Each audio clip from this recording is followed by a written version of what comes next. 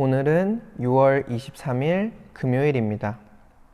오늘 하나님께서 우리에게 주신 말씀은 레위기 23장 26절에서 32절까지 말씀입니다. 여호와께서 모세에게 말씀하여 이르시되 일곱째 달 열흘날은 속죄일이니 너희는 성회를 열고 스스로 괴롭게 하며 여호와께 화제를 드리고 이날에는 어떤 일도 하지 말 것은 너희를 위하여 너희 하나님 여호와 앞에 속죄할 속죄일이 됨이니라. 이 날에 스스로 괴롭게 하지 아니하는 자는 그 백성 중에서 끊어질 것이라. 이 날에 누구든지 어떤 일이라도 하는 자는 내가 그의 백성 중에서 멸절시키리니 너희는 아무 일도 하지 말라. 이는 너희가 거주하는 각 처에서 대대로 지킬 영원한 규례니라. 이는 너희가 쉴 안식일이라. 너희는 스스로 괴롭게 하고 이달 아흐렛날 저녁 곧 그 저녁부터 이튿날 저녁까지 안식을 지킬지니라. 아멘. 용서의 길을 열어주신 하나님. 죄인인 인간에게 임하는 하나님의 큰 은혜 중 하나는 용서입니다. 용서, 즉 죄사함은 하나님과의 관계 회복을 위해 꼭 필요합니다. 죄인의 상태 그대로는 거룩하신 하나님을 가까이 할 수도 만날 수도 그분의 은혜를 받을 수도 없기 때문입니다. 그래서 하나님은 이스라엘 백성에게 죄사함의 길을 열어주셨는데 그 대표적인 것이 바로 제사 제도입니다. 또한 특별한 날을 정해서 이스라엘 공동체 전체의 죄를 용서받는 길을 열어주셨는데 그날이 바로 속죄일입니다. 속죄일에 관한 내용은 레위기 16장에 자세히 언급되어 있습니다. 여기에는 크게 세 가지 의식이 나옵니다. 첫째, 대제사장이 지성소에 들어가기 위한 의식.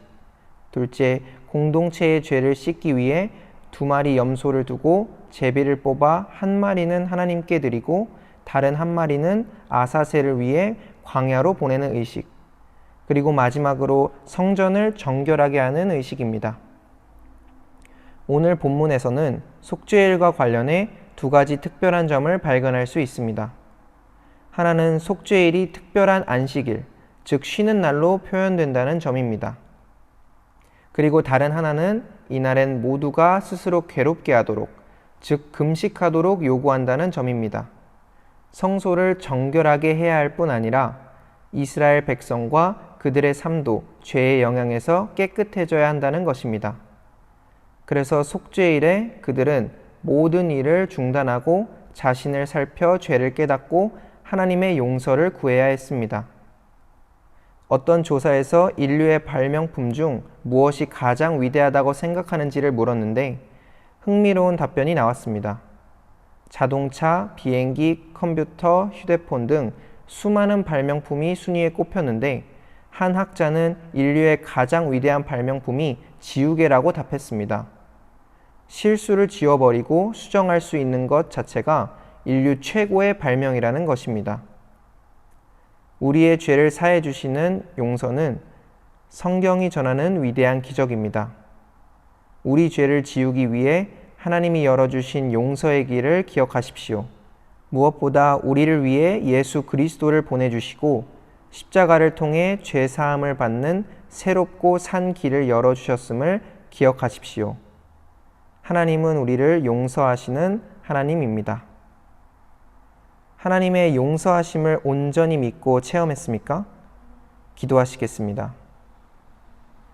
은혜의 주님, 실수하고 실패한 우리, 죄인인 우리를 품고 용서하시며 새로운 은혜의 기회를 베풀어 주심에 감사합니다. 우리를 포기하지 않고 깨끗이 씻어주시는 주님의 은혜를 덧입어 다시 일어나게 하옵소서. 용서의 은혜를 기쁘게 누리게 하옵소서. 예수님의 이름으로 기도합니다. 아멘.